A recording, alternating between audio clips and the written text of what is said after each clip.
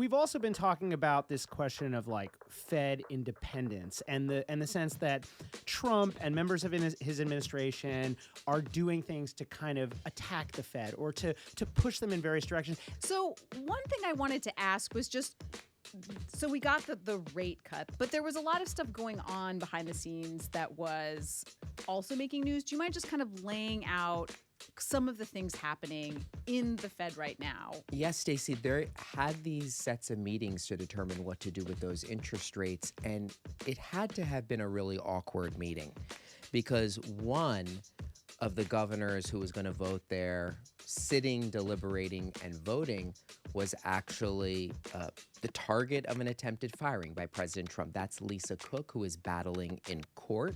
Another person sitting in that room is newly confirmed Governor Stephen Miran, who is currently the chair of the Council of Economic Advisors and is in some ways dual hatting, taking both jobs. Like He's his side on leave. hustle. And this comes after, of course, months and months of the president targeting Jay Powell, essentially trolling him online.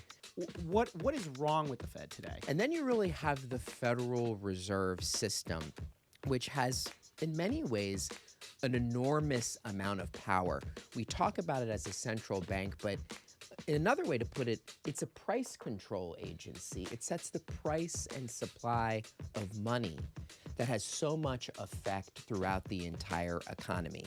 And one of the things that is important to me is that even if an agency is independent, it can't be unaccountable.